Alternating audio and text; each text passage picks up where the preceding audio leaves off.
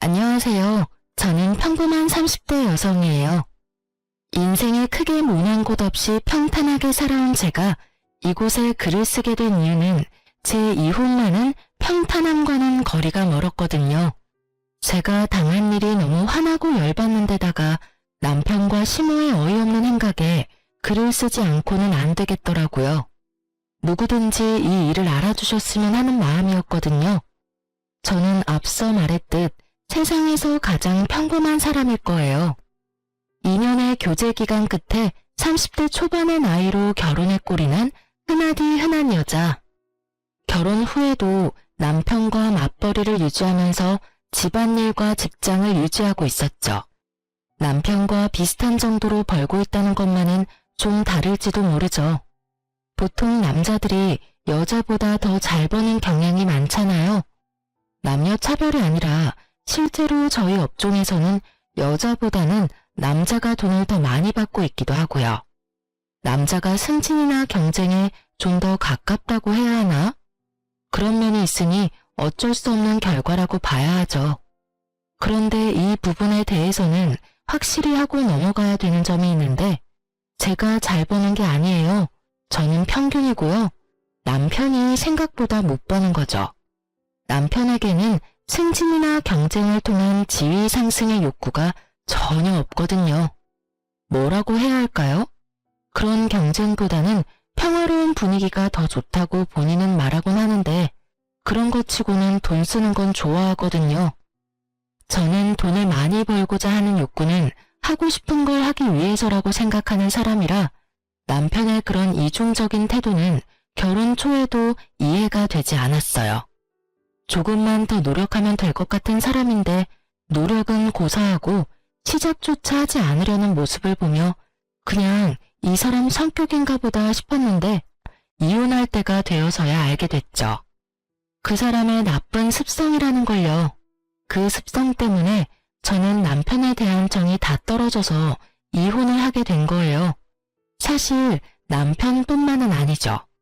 제가 이혼하게 된 이유 중에 또 하나는 시모였으니까요. 시모는 나쁜 의미로 연락에 목숨을 거는 타입이었거든요. 매일 연락해서 안부 인사를 묻는 느낌이 아니라 매일 연락하면 끊임없이 잔소리를 하는 사람이 시모였어요. 통화의 시작부터 끝까지 시모의 말에는 가시뿐이었거든요. 그런 시모와 남편 사이에서 제가 4년의 결혼 생활을 유지할 수 있었던 건 시댁의 유일한 정상인 시부 덕분이었죠. 제게는 잘해주었지만 시모에게는 유독 엄격한 면이 있으셨어요. 시부가 보는 앞에서 시모가 저를 혼내면 시부가 시모를 혼내곤 했기 때문에 시모는 절대로 시부가 있는 곳에서 저를 혼내지 않았어요. 게다가 시모는 잘 모르지만 양가 아버님 두 분은 따로 식사를 할 정도로 생각보다는 가까운 사이였거든요. 그래서 아는 사람의 딸이자 자신의 며느리인 저를 시부가 아껴주신 것도 그때는 무척 감사했죠. 결혼 초부터 시모는 매일 연락을 하기 바랬어요. 그게 시댁이라는 것을 귀에 딱지가 않도록 먼저 결혼한 친구들에게 들었기 때문에 저도 전화를 매일 드렸죠. 그런데 이때부터 저는 약간의 싸한 기분을 느낄 수밖에 없었어요. 시모의 말들에는 벌써부터 가시가 가득했거든요. 아침에 목이 가득 잠겨서 전화를 하면 넌 뭐 하느라 여태껏 자고 있었냐며 화를 내셨고 낮에 목을 가다듬고 높은 목소리로 전화를 하면 그런 목소리 낼 수 있으면서 왜 항상 그런 목소리를 내지 않냐고 화내는 그런 일들이 계속 이어졌거든요. 어느 정도 시간이 지나니 이건 그냥 저를 괴롭히는 것처럼 보였고 그것을 느낀 순간부터 저는 전화를 하는 것에 크게 연연해하지 않기로 했어요. 매번 스트레스를 받는 것보다 그냥 한 귀로 듣고 한 귀로 흘리며 연신 네네 하고 단답형 대답만 하는 게 더 낫다는 생각을 했거든요. 그리고 제가 그렇게 무성의하게 매일 전화해서 단답형 대답만 하자 결국 열이 받았는지 시모가 제게 말하더군요. 너 요즘에 무성의하게 답하는구나. 무슨 말만 하면 네네. 네가 뭐 앵무새니? 그렇지만 제가 무슨 말을 할 수 있겠어요. 어머님 하시는 말씀이 다 맞는 말인데요. 습관적으로 네라고 답할 뻔한 저는 시모가 반론할 수 없는 대답을 꺼냈어요. 어차피 순종적인 며느리를 보고 싶은 거니 그대로 행동해 주겠다는데 뭐가 그리 화가 나는지. 그렇다고 제가 중간에 그건 아니에요 라던가 그건 좀 힘든데요? 라는 말을 하면 득달같이 저에게 말하곤 하거든요. 어른 말이 말 같지도 않아? 라고요. 그러니 네 말고 제가 할 수 있는 말은 없잖아요. 제 말에 시모도 따지기는 좀 그랬는지 저한테 그러더군요. 연락은 똑바로 하는 것 같으니 이제부터는 매주 주말에는 꼭 한 번씩 시댁에 들러라. 네가 집에서 살림을 제대로 살고 있는지 아들 내조는 잘하고 있는지 내가 잘 살펴봐야겠으니 말이다. 그 말에 눈앞이 캄캄해졌죠. 매일 연락하는 것도 귀찮은데 주말마다 시댁 방문이라뇨. 그렇지만 이번에도 제 대답은 네 뿐이었어요. 솔직히 가고 싶지 않았지만 그래도 시어른 하는 말인데 듣지 않는 건 아니라고 생각했거든요. 저는 할아버지 밑에서 커서 엄마 없이 자란 티가 난다는 말을 제일 싫어했거든요. 특히 시댁에서는 시키면 시키는 대로 일단 하는 게 낫다고 생각했으니까요. 그렇게 주말마다 시댁 방문이 시작됐어요. 그리고 저는 점점 인내의 한계를 경험하고 있었어요. 시모는 매번 갈 때마다 다른 일을 시켰어요. 처음에 시킨 일은 반찬을 만드는 거였죠. 나물 3가지에 메인 고기 요리 하나, 생선 요리 하나, 마른 반찬 2가지. 요리하는 사람은 아시겠지만 하루에 다 만드는데도 시간이 꽤 걸리거든요. 게다가 저는 요리를 잘하는 사람이 아니었어요. 요리를 할 시간도 그다지 없는 맞벌이하는 며느리에게 첫 시험치고는 무척 힘든 일이었죠. 그래도 어찌저찌 해냈는데 돌아오는 답은 역시나 가시돋친 말이었어요. 무슨 음식을 이렇게 못하냐? 너 그러고도 여자라고 할 수 있냐? 집에서 뭘 배워먹었냐? 간도 안 된 음식을 여태껏 우리 아들에게 먹였냐 등등. 그렇게 욕 실컷 얻어먹고 집에 가서 뻗어야 했죠. 그리고 그 다음 주에는 청소였어요. 화장실 청소를 시켰는데 우리 집도 아니라 익숙지도 않은 청소에 고무장갑도 주지 않은 시모 때문에 미치는 줄 알았어요. 겨울에 무슨 생각인지 보일러까지 싹 다 꺼두고는 찬물만 쓰게 만든 시모를 보니 정말 너무하다는 말만 입안에 맴돌았죠. 어떻게 나를 괴롭히려고 여기까지 할 수 있나 싶고 왜 나를 이렇게 괴롭히나 싶은 생각도 들었거든요. 그래도 참았어요. 저도 옥이란 게 있으니까 꼬리 말고 도망치는 꼴은 보여주고 싶지 않았거든요. 그런데 그렇게 몇 달간 하다 보니 어느새 워크숍 일정이 잡혔더라고요. 저희는 1년에 한 번 가을에 워크숍을 가는데 무조건 1박 2일이었어요. 남편도 물론 잘 알고 있는 사실이었고요. 그래서 저는 남편에게 미리 이야기를 했어요. 나 이번 주에 워크숍 있으니까 어머님이 혹시라도 나 부르면 당신이 좀 가줘. 뭐? 귀찮은데. 귀찮아도 가. 당신한테 설마 일은 안 시키겠지만 그래도 얼굴 한번 보여드려야 어머님도 안심하시겠지. 아들 사랑 지극정성이신 분이잖아. 가서 왜 내가 못 오는지 설명도 좀 해드려. 내가 이야기해봐야 백날 우기기만 하실걸? 알았어. 이번 주에 가서 얼굴 한번 보일게. 그럼 됐지? 남편은 자기 할 말만 하고는 후다닥 사라졌어요. 제가 마지막에 넣은 푸념의 이절을 듣고 싶지는 않은 모양이었어요. 솔직히 남편에게 시모의 일을 말하기도 했지만 남편은 지금뿐일 거라며 이해하라고 하기만 하고 아무런 도움도 주지 않았거든요. 그런 상황에서 저렇게 도망치듯 대화를 끊어먹는 걸 보니 참 답답했어요. 시모에게 워크숍 이야기를 하긴 했지만 시모는 절대 용납 못한다는 분위기였거든요. 워크숍을 빠지고 오라는 말을 하는데 그렇게까지 하고 싶지는 않았어요. 시어른 생일이던가 집에 행사, 경조사가 있었다면 또 모르겠지만 굳이 저를 괴롭히기 위해 부르는 건데 제가 워크숍을 빠질 이유가 없잖아요. 그렇게 즐거운 마음으로 워크숍을 즐기고 있었죠. 친목 동호보다는 교육의 성격이 더 강한 탓에 저녁을 먹고 저는 숙소로 돌아왔어요. 친목을 하려는 사람들은 그 뒷시간을 이용하겠지만 저는 그럴 바에는 한숨이라도 더 자고 싶었거든요. 그런데 저녁 7시 반쯤 전화가 오더군요. 시모였어요. 네, 여보세요? 야, 너는 시어머니 말이 말 같지도 않니? 어디서 뭘 하고 자빠졌길래 코빼기도 보이질 않아? 어머님, 저번에 제가 회사에서 일이 있어서 못 간다고 미리 말씀드렸잖아요. 그 사람한테 가보라고 했는데 안 온 거예요? 회사? 너 지금 일한다고 유세 떨어? 일하는 게 대수야? 네가 뭔데 내 말 이따위로 무시하고 지랄이야? 어머님, 진정하세요.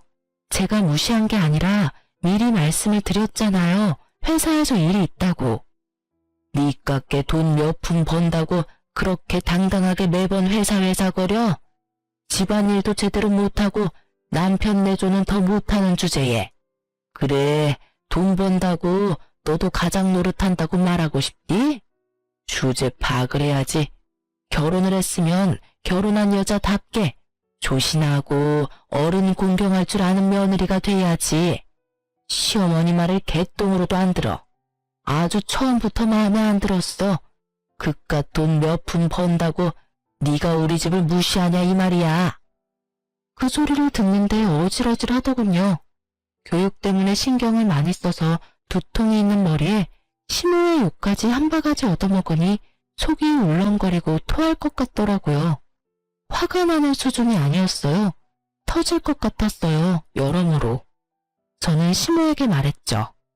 제가 일하는 게 그렇게 걸리적거리면 일 그만둘게요. 됐죠? 저는 정확하게 이렇게 말하고 전화를 녹음한 뒤 뚝 끊어버렸어요. 스토커가 전화하듯 몇 번을 전화하는 시모 연락을 무시하고 저는 남편에게 전화했어요. 무슨 일이야? 당신 왜 시댁 안 갔어? 오늘이었네. 미안, 잊어버렸어. 매주 가는데 한 주 정도는 안 가도 되지 않아? 당신이 안 가서 내가 무슨 꼴 당했는지 알기나 해? 내가 왜 당신 어머님한테 그딴 소리 들어야 하는데. 야, 너 보자 하니까 우리 엄마한테 무슨 말버릇이야? 엄마가 무슨 소리를 했든 네가 잘했으면 아무 말 안 하셨겠지. 그래? 너도 그렇게 생각하니? 내가 그깟 몇 푼 벌려고 일하면서 유세나 떤다고?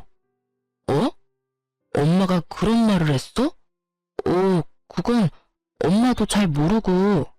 됐고, 나 어머님한테 일 그만두겠다고 했으니까 이제부터 당신 알아서 돈 벌어서 생활해. 생활비는 무조건 줘야 하는 거 알지?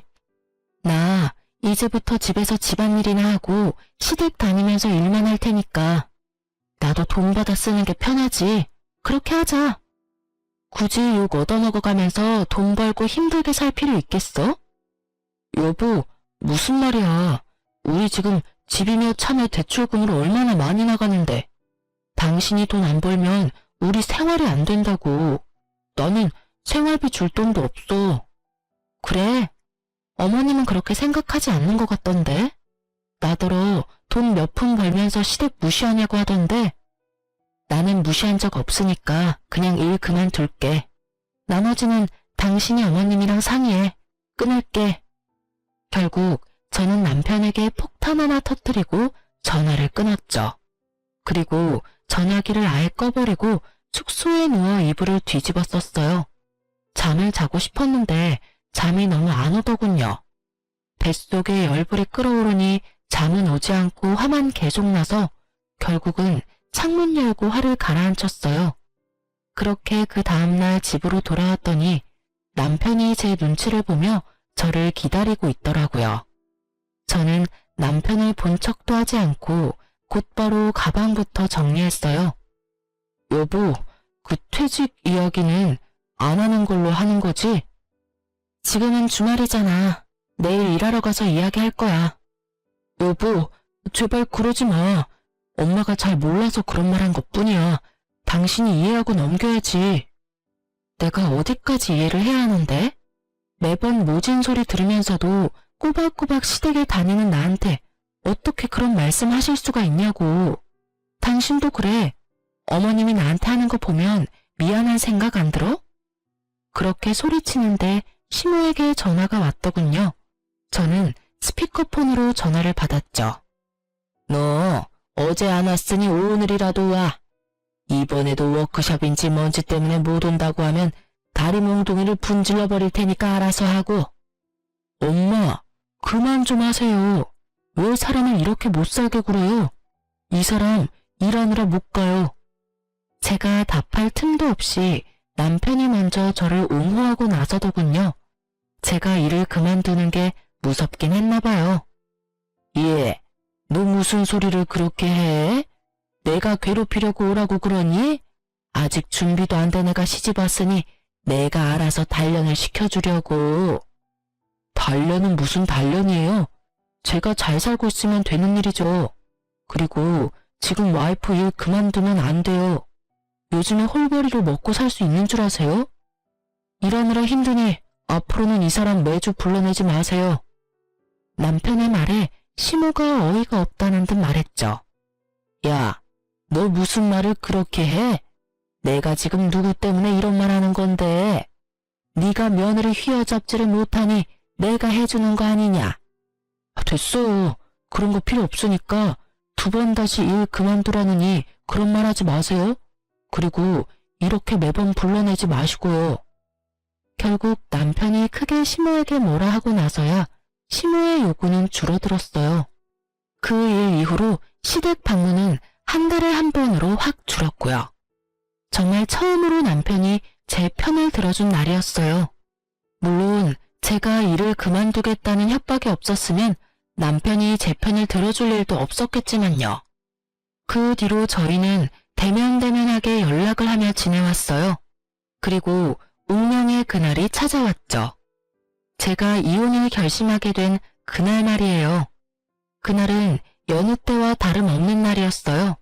낮에 시모에게 전화를 했어요. 어머님, 일어나셨어요? 몸은 괜찮으세요? 괜찮지 못하다. 손목이 아파서 정형외과 다녀왔다. 손목을 쓸 때마다 아파서 어떻게 할 수가 없어. 어머, 병원에서는 뭐라고 하던가요? 손목에 있는 인대가 어디 안 좋다는데 일단 손목 보호대하고 약 먹어보자는구나. 주말에 너 할 일 없으면 와서 일이나 도와라. 손목이 이래서 아무것도 할 수가 없으니. 네, 그럼 약 잘 챙겨 먹고 계세요. 제가 이번 주말에 가서 일 좀 도와드릴게요. 그렇게 이야기하고 전화를 끊은 저는 어차피 주말에 가야 하니 지금은 마음을 놓기로 했어요. 일이 있으니 지금 당장 뛰쳐나갈 수도 없는 노릇이니까요. 그런데 그날 저녁부터 제 몸 상태가 무척 나빠지기 시작했어요. 열이 나고 한기가 들지를 않나 등이 무척 아프고 화장실에 가면 찌릿찌릿 아프더군요. 고열이 오르자 결국 저는 응급실로 향했어요. 제 병명은 급성 신우신염이었고 최소 5일은 입원을 해야 한다고 하더군요. 열이 40도 가까이 오르는 상황에서 저는 제대로 된 판단도 되지 않은 몽롱한 머리로 일단 제가 아픈 걸 알리기로 했어요. 우선은 회사에 먼저 신우신염으로 입원하게 돼서 못 가겠다고 연락했고 그 뒤에 남편에게 병원 입원한 상황을 말했죠. 뭐? 신우신염? 5일이나 입원해야 한다고?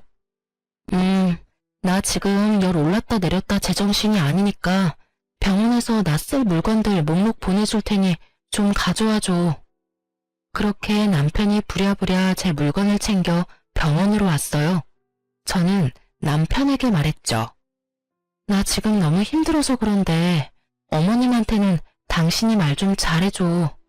오전에 연락드렸더니 손목 아프시다고 주말에 와서 일 좀 하라고 하셨거든. 내가 지금 전화하면 또 무슨 소리 들을지 모르니까 당신이 직접 가서 나 입원했다고 말하고 일 좀 해드리고 와. 알았지? 알았어. 알았으니까 당신 몸이나 신경 써. 내가 알아서 할게. 필요한 거 있으면 문자하고. 그렇게 남편은 다음날 일하기 위해 집으로 갔고 저는 아픈 몸으로 병원에 계속 누워 있었어요. 솔직히 제가 시모에게 전화를 할 수도 있었지만 여태껏 당한 일이 많으니 굳이 제 쪽에서 먼저 전화를 하고 싶지는 않았어요. 대신 남편에게 한 번 더 문자는 보냈죠. 이번 주말에는 꼭 어머님에게 가라고 말이죠. 남편의 알았다는 답변을 보고서야 마음을 좀 편하게 먹을 수 있었어요. 그렇게 치료를 받고 5일 만에 퇴원하는 날, 아침에 병원에서 제 물건을 미리 준비하고 있었어요. 새벽에 별다른 이상이 없었으면 퇴원할 준비해도 된다는 말을 의사에게 들었기 때문이었죠. 그런데 전화가 울리더군요. 시모였어요. 저는 솔직히 전화를 받기 직전까지 그런 생각을 했거든요. 제가 아팠으니 너 몸 괜찮냐는 안부 전화일 거라고요. 네, 어머님. 너 주말에 왜 안 왔어? 정말 배짱 한번 좋구나. 시어머니가 아프다는데도 시댁에 와보지를 않아? 야, 네가 그러고도 우리 집안 며느리야? 일이 아무리 바빠도 시어른이 아프면 튀어와야지. 어머님, 저 입원했다가 이제 막 퇴원하는 길이에요. 그 사람 집에 안 왔어요? 거짓말도 잘하네. 네가 무슨 입원이야? 너 네 입으로 우리 집 오겠다고 말했어. 그런데 네가 한 말도 지키지 못해? 어디서 이런 여자가 굴러 들어왔는지 여기저기 마음에 안 드는 구석만 가득하고 아프다는 심을 무시하고 병원이라고 거짓말을 해? 내가 전생에 무언 죄를 지어서 이런 며느리를 짊어지고 살아야 해? 어머님, 진정하세요. 남편한테 확인부터 해보고 연락드릴게요. 저는 우선 시모에게 그렇게 말하고 전화를 끊었어요. 그리고 남편에게 전화를 걸었죠. 당신 어제 시댁에 안 갔어? 어머님이 나한테 전화 오셨어. 미안. 또 잊어버렸네. 설마 엄마가 또 전화 왔어? 그래. 지금 화가 머리 끝까지 나셔서 아주 나 잡아먹으려고 안달이 나셨어. 빨리 전화해서 오해 풀도록 말 좀 잘해봐. 남편과 전화를 끊고 저는 초조하게 기다렸어요. 얼마 지나고 시모에게 다시 전화가 왔더군요. 그런데 목소리를 들어보니 더 화가 나셨더라고요. 야, 너 도대체 뭐하는 년이야? 우리 아들한테 뭐라고 이야기했는데 또 걔가 나한테 뭐라고 하는 거야? 너 설마 남편 쥐잡듯 잡니? 아니면 우리 아들 패고 다녀? 아니면 약점이라도 잡고 흔들고 있는 거 아니야? 네가 뭐라고 했길래 우리 아들이 나한테 이 난리냐고. 저는 정신이 하나도 없었어요. 분명히 이야기가 잘 됐을 거라 생각했는데 전혀 이야기가 되지 않았더라고요. 시모는 무슨 일인지 더 화가 났고 둘 사이에 어떤 대화가 오고 갔는지 알 수 없으니 저는 답답할 뿐이었죠. 어머님, 제가 뭘 어떻게 했다고 그러세요? 저는 그냥 남편에게 오해를 빨리 풀어달라고 한 것밖에 없어요. 오해? 싸가지 없는 년을 봤나? 네가 온다고 했으면 와야지. 안 온 건 누가 봐도 네 잘못 아니냐? 오기 싫어서 남편 보내려고 한 거 잘 들었다. 너 그렇게 시댁이 싫으면 그냥 이혼해. 왜 살아? 나 꼴 보기 싫다고 시위하나 본데 나도 너 꼴 보기 싫어. 너 때문에 우리 집안 분위기도 망쳤고 우리 아들도 네가 망치고 있잖아. 살면서 나한테 소리 한 번 지른 적 없는 착한 아들이 네 말 한마디에 꿈뻑 죽어서는 아주 이 엄마를 잡는다고.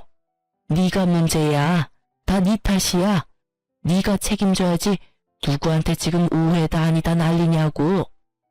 어머님, 제가 아파서 입원 중이라고 말씀드렸잖아요.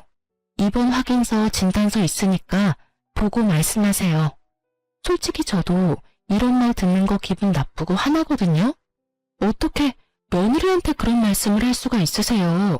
아파서 입원했다 퇴원한 며느리한테. 몸조리 잘했냐는 말 들을 줄 알았는데 다짜고짜 전화해서 왜 안 왔냐고요? 열이 40도까지 올라갔다 내려갔다 해서 못 갔어요. 그리고 남편한테 가달라고 미리 이야기했고요. 가지 않은 건 남편 탓이지 제 탓이 아니잖아요. 입만 살아서는 그것도 변명이라고 해? 네 병이 뭔 병인지 알겠다. 그거 꾀병이야. 별거 아닌 병으로 입원까지 할 정도로 우리 집에 오기 싫었던 거 하나는 확실히 알겠어. 네가 우리를 그런 식으로 생각한다면 우리도 너를 그렇게 생각하기로 하마. 앞으로 너랑 대화할 일 없을 거다. 아들한테도 너랑 이혼하라고 말할 거야. 시모는 그렇게 이야기하고는 탁 끊어버리더군요. 열받은 저는 그 자리에서 바로 남편에게 전화했어요. 당신 도대체 어머님한테 무슨 소리 한 거야? 어머님이 왜 저렇게 나한테 난리시냐고. 내가 무슨 말까지 들었는지 알아? 왜 가만히 있는 나한테 그래. 나는 내가 가기로 했는데 못 갔다고 이야기했어. 더 이상 내가 무슨 말을 해? 내가 아팠다고는 이야기했어? 왜 내가 아픈 걸 꾀병이라고 이야기하시냐고. 이상하잖아. 당신 몸 안 좋다고 말했어. 어머니가 그러는 거 하루 이틀 일도 아니고 당신이 좀 이해하고 넘어가면 안 되냐? 매번 이게 뭐야. 중간에서 고생하는 내 생각하지도 않지. 매번 나한테 이야기하라고 하고 나도 그거 하기 싫어. 두 사람 일은 둘이서 해결하라고. 그래. 당신은 중간에서 아무것도 모르고 나랑 어머님 둘이서 열받아서 지금 이러고 있다는 거지? 알면 묻지 마. 두 사람이 알아서 풀어. 나는 이제 더 이상 두 사람 사이에 끼지 않을 테니까. 남편 새끼 말 듣는데 진짜 머리통 돌 것 같더라고요. 끼고 말고의 문제가 아니잖아요, 애초에. 시무가 왜 화를 내는지 남편 놈이 뭐라고 씹으려는지를 알아야 무슨 변명을 하든 반론을 하든 뭐라도 대처를 할 텐데 제 잘못은 없다며 뻔뻔하게 말하는 남편 놈을 보니 진짜 열받더라고요. 시무가 우리 둘 헤어지라고 했으니 헤어지는 게 맞겠다 싶은 생각까지 들었죠.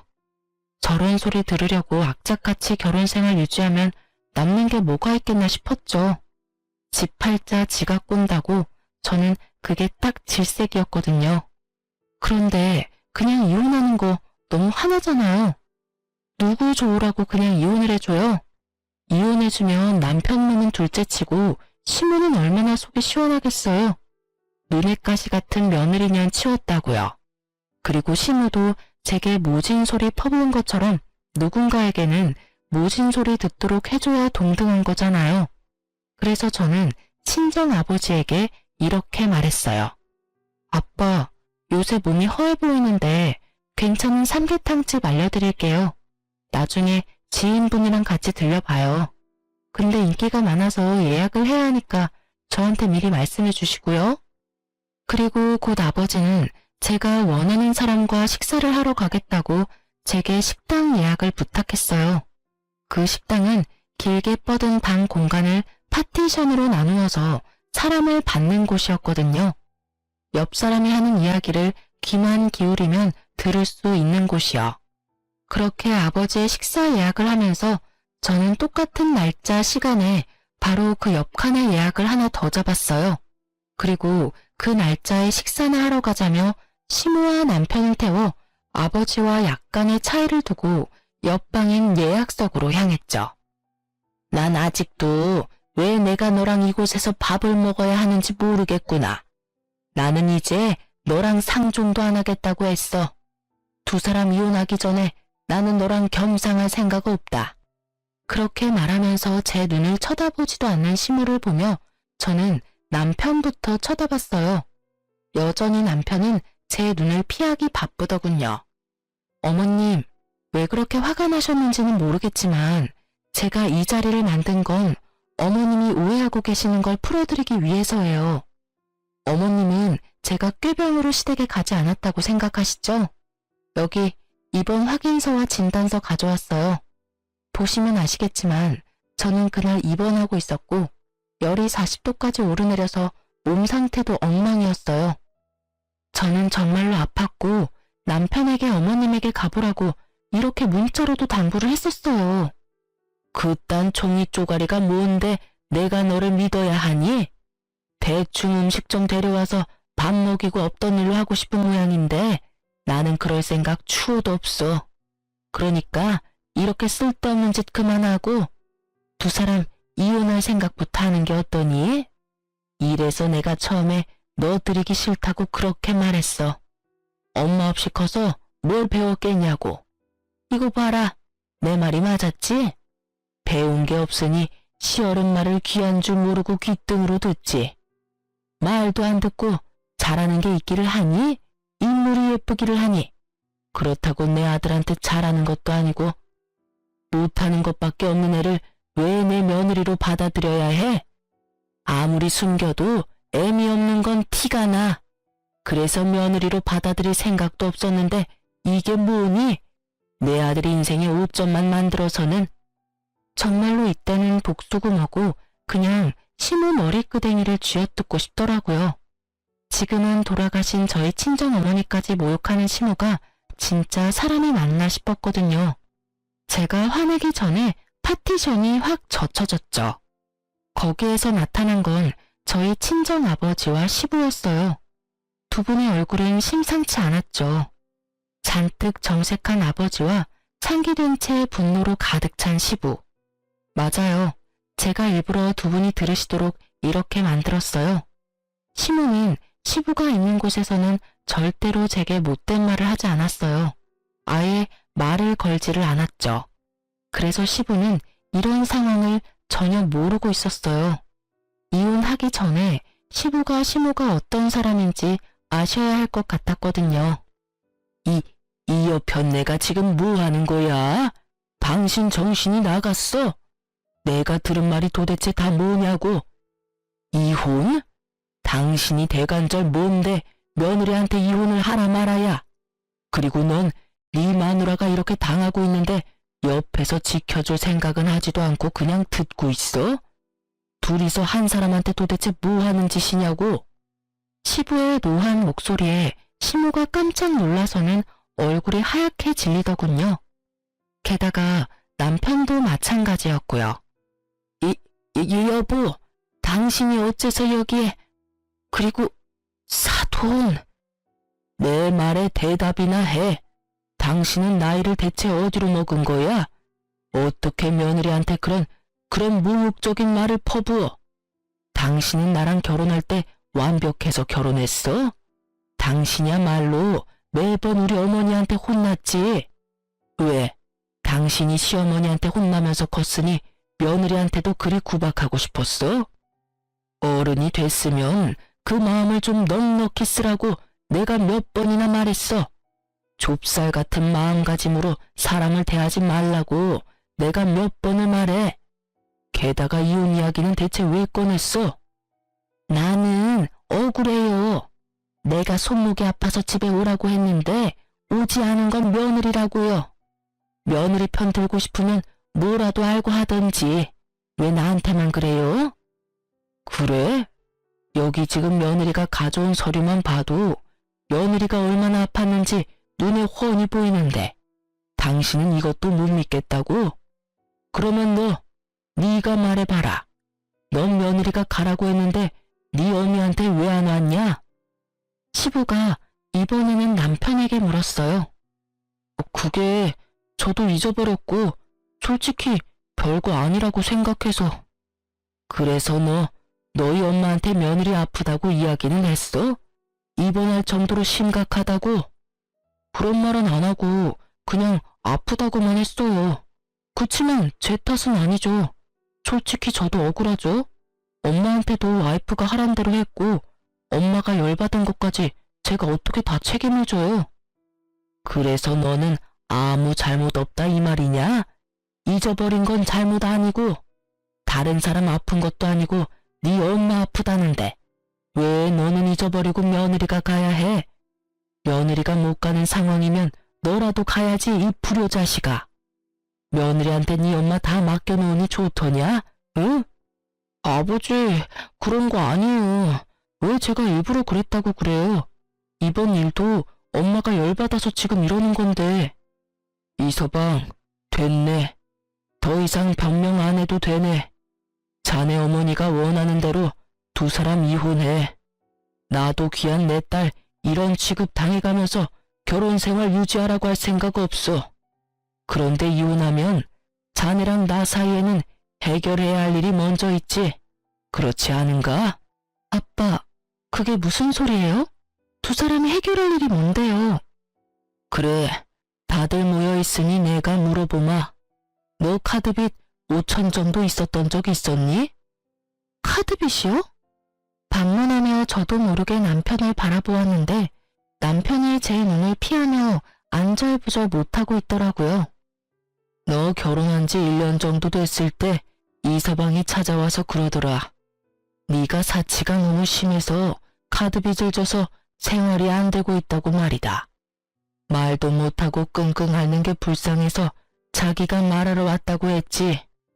그러면서 5천만 원 빌려달라고 했거든. 네 명의 카드빚 갚는다는 말로. 이게 다 무슨 소리야? 당신 우리 아빠한테 돈 빌렸어? 여보, 그때는 돈이 좀 필요해서. 당사자들의 눈앞에 있으니 거짓말도 못하게 된 남편은 우물쭈물 말하더군요. 제 이름 팔아 친정아버지에게 돈까지 빌려간 남편 놈을 보며 저는 한숨부터 쉬었어요. 이혼하면 그 돈부터 당장 갚게. 오래 걸릴수록 이자 붙을 거고 나는 법정 이자 다 받을 거니까 그렇게 알고 있으면 될 걸세. 장인어른, 이렇게 갑자기 돈을 갚으라고 하시면 저는 이 사람이랑 헤어질 생각 없어요. 여보, 당신도 그렇지. 우리 헤어지고 그러는 거 아니잖아. 그만. 자네 어머니가 이미 헤어지라고 말씀하셨자는가? 나도 그 말에 찬성이네. 죽은 우리 와이프까지 들먹이면서 싫다고 말하는 집에 귀한 딸 1초도 두고 싶지 않아. 결혼시키기 전에 내 딸은 이런 식으로 생각했다는 걸 알았다면 나는 절대로 이 결혼 허락하지 않았을 거야. 나는 사위인 자네도 자네 어머니도 용서할 생각 없어. 그러니까 이혼해. 결국 아버지의 분노가 폭발하면서 분위기는 완전 싸해졌죠. 이 분위기에서 가장 당당한 건 시모였어요. 잘 됐네요. 우리도 그쪽 집안이랑 엮일 생각 없었어요. 그딴 돈 5천만 원? 아들 신혼집 팔면 바로 마련할 수 있는 거 아시죠? 아유, 이제야 속이 시원하네. 이 정도로 깨끗하게 헤어져준다니 우리도 깨끗하게 돈 돌려드리면 되죠? 엄마, 제발 그만 좀 해. 나 와이프랑 이혼 안 할 거라고. 대체 왜 혼자서 이 난린데? 뭘 알고나 지금 말하는 거야? 엄마는 아무것도 모르고 있다고. 내가 뭘 몰라? 인서가, 넌 잠자코 엄마 하자는 대로 해. 신혼집도 너 혼자 다 마련했으니 상관없지 않니? 신혼집을 왜 남편이 혼자 마련해요? 저랑 둘이서 반반 부담했는데요. 제 말에 시모가 처음으로 당황한 표정을 하더군요. 시모는 우리 신혼집을 남편이 다 샀다고 생각하는 모양이더군요. 하지만 저는 이미 집 살 때 반을 부담했거든요. 당신 대단하네? 이것도 거짓말했어? 도대체 거짓말 안 한 게 뭐야? 나 아프다는 것도 제대로 말 안 하고 아버지한테 거짓말로 돈 빌리고 어머님한테도 내가 집 살 때 돈 보탠 거 이야기도 안 했어? 그러니 어머니가 날 무시했겠지. 돈도 없는 집 딸년 데리고 왔다고. 그치? 그걸 당신은 열심히 이용해서 나 욕먹이고, 어? 제 말에 남편이 제게 간절하게 말하더라고요. 여보, 내가 다 잘못했어. 내가 솔직히 엄마한테 혼날까봐 거짓말 살짝 한 거 있기는 해. 그치만 그때 잠깐 아주 조금만 그랬던 거고 이제는 다들 진실을 알았잖아. 그러니까 여기서는 그냥 이렇게 정리하자. 나는 당신이랑 헤어지고 싶은 생각 추후도 없어. 엄마가 뭐라고 하든 나는 당신이랑 이혼 안 할 거야. 그러니까 제발 이혼하자고 하지만 말아줘. 어? 뭐래? 당신이 거짓말쟁이인 줄 알았으면 절대 결혼 안 했을 거야. 게다가 매번 나를 이용한 거짓말이지. 당신은 와이프를 뭐라고 생각하는데? 가만 보니 당신 여태껏 승진에도 아무 욕심 없어 보인 게 내가 돈 벌면 당신이 굳이 돈 안 벌어도 되겠다 싶어서 편한 마음으로 있었던 거지. 여차하면 우리 아버지, 당신 부모님한테 나를 이용해서 또 거짓말해서 돈 받아냈을 테니까. 그치? 우와, 꼴랑 4년 살았는데 내가 당신 완전 밑바닥까지 보게 될 줄 몰랐네. 당신은 이혼 안 하고 싶겠지. 내가 벌어다주는 돈이 얼만데, 그치? 근데 나는 이혼할 거야. 당신 행동도 짜증나고 죽은 어머니 입에 올리는 시어머니라는 사람도 불쾌하고 열받아. 그러니까 깔끔하게 우리 헤어지자. 당신 매달리면 그것보다 더 추한 건 없어. 당신 어머니 말처럼 이혼해. 저의 선언과도 같은 말에 남편은 안 된다며 울고불고 소리치고 시부는 시모에게 소리 지르기 바빴죠. 친정아버지는 그런 아수라장에서 저를 데리고 밖으로 나왔어요. 그리고 그 뒤는 아버지의 바람대로 일사천리로 이혼이 진행됐죠. 그런데 그 기간 동안 시댁에서도 놀라운 사실이 밝혀져 시모와 남편이 제가 잠시 머물고 있던 친정집까지 찾아왔더군요. 이번에는 무슨 일로 여기까지 오신 거죠? 그게 며느라가 너무 미안하다. 우리가 좀 심했어. 나도 아들하고 이야기해봤는데 네가 정말로 이렇게 힘든 상황인지 모르고 그랬어. 이제는 네가 얼마나 힘들고 고생했는지 잘 알아. 그러니까 이번에 있었던 일은 다 용서하고 없었던 일로 하는 게 어떻겠니? 이혼이라니. 여자 팔자에 이혼 경력은 좋지 않잖니. 너희가 싫어서 이혼하는 거면 몰라도 내가 잠깐 정신이 나가서 이혼하라고 해서 하는 거면 굳이 그럴 필요 없다고 말하는 거야. 죄송하지만 무슨 말씀인지 모르겠네요. 제가 필요 없고 싫다고 하신 분은 어머님이세요. 그리고 남편한테도 정은 다 떨어진 상태고요. 저한테 거짓말한 건 물론 시어른들한테도 저희 아버지에게도 거짓말한 남자예요. 제가 왜 그 사람을 아직 사랑할 거라고 여기세요? 저는 남편한테 눈꽃만큼의 마음도 남아있지를 않아요. 여보, 그 부분은 내가 정말 미안해. 다 내 잘못이고 변명할 생각도 전혀 없어. 하지만 이대로 헤어지면 나 진짜로 파산할지도 몰라서 그래서 부탁하러 온 거야. 그게 무슨 소리야? 우리 신혼집 팔아서 너한테 돈 주려고 했는데 사실 내가 그 집 앞으로 담보대출을 받았어. 그래서 팔고 나서 대출 자동 상환되면 남는 게 거의 없어. 그러니까 우리 이혼하지 말고 같이 지내면서. 너 대체 그 많은 돈으로 뭘 한 거야? 도대체 어디다가 그 돈을 다 썼냐고. 나한테 생활비도 받았었으면서. 코인이랑 주식 좀 했어. 나도 이렇게까지 망할 줄은 생각도 못했지. 그치만 정말로 맹세해. 그 빌린 돈으로 주식 코인에서 돈 벌면 당신한테 당연히 다 돌려주려고 했어. 그런 짓을 한 것도 다 당신 생각해서 한 일이고. 지금 시기가 별로라서 그렇지 조금만 더 기다리면 금방 치고 올라올 거라고 했거든. 그러니까 이혼 다시 생각 좀 해줘. 당신 지금 나한테 무슨 말 하는지 알고는 있어? 돈 없으니 이혼하지 말고 여전히 결혼한 채로 당신을 위해서 돈을 내라 이렇게 말하고 있다고. 내가 당신 돈 벌어다 주는 기계니? 당신이 저지른 일을 왜 내가 수습해? 여보, 제발. 나 당신 없으면 진짜 완전 파산이야. 그 정도로 파산 안 돼. 당신 직장도 있고 집 팔면 집 대출금은 사라지는 거니까 월급은 더 남을 거 아냐. 나한테 애원할 필요가 없지. 그게... 남편은 이번에는 시모 눈치를 보더군요. 그 얼굴을 보니 남편이 또 뭔가 일을 저질렀다는 예감이 들더군요. 시모도 그것을 눈치챘는지 아들 등짝을 두드리며 말했어요. 너 설마 또 사고 친 거 있어? 도대체 이게 몇 번째야? 네가 지금 빌린 돈만 해도 얼마인지 알기나 해? 네가 이 정도로 빚더미 위에 앉은 걸 알았으면 죽어도 너랑 며느리 이혼 못하게 막았을 거야. 도대체 이게 뭐야? 사실은 내 월급도 지금 카드론 쓴 거 갚는 중이라. 야, 너 진짜 엄마 속 뒤집어지게 만들래? 나는 지금 너 때문에 너희 아빠한테 이혼당하게 생겼어. 며느리 다시 데리고 오는 거 아니면 네 아버지가 나를 내쫓겠단다. 시모가 저를 찾아온 이유가 명확하더군요. 시부가 시모에게 으름장을 놨더라고요. 예, 사람 하나, 아니, 둘 살리는 셈 치고 다시 돌아와 주렴. 제발 부탁이다. 두 번 다시 이번과 같은 일은 없을 거라고 맹세하마. 응?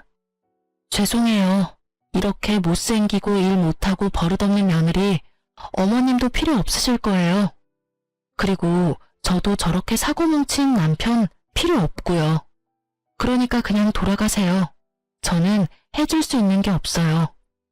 저의 단호한 말에 시모와 남편은 결국 본전도 못 찾고 돌아갔죠. 나중에 이야기 들었더니 시모는 이혼 위기로 시부의 눈치만 보며 살고 전 남편은 시댁에서 투잡 뛰며 밤낮 없이 일한다고 하더라고요. 저와 아버지가 받아야 할 돈은 시부가 내주셨고 내주신 금액을 다 갚지 못하면 상속도 없을 거라는 말에 열심히 시부에게 돈 갚고 있는 중이더군요. 괜히 얌전히 잘 있는 사람 건드려서 긁어부스럼 만든 시댁을 보니 속이 시원했어요. 자기 욕심을 위해 마누라 이름으로 거짓말이나 일삼는 전 남편 놈이나 며느리 아픈데도 시댁에 불러들여 일 시켜 먹으려고 했던 시모나 똑같은 사람들이더라고요. 두 사람 이야기 들으니 어떠신가요? 제가 참고 살았으면 제 팔자 제가 꼰 사람 됐겠죠? 저는 지금도 이혼을 한 게 천만 다행이라고 생각해요. 글을 쓰다 보니 한정없이 길어지네요. 여러분, 아니다 싶을 때는 빠져나와야 해요. 잘못하면 빚 지옥에서 허덕이게 될지도 모르거든요. 긴 글 읽어주셔서 감사합니다.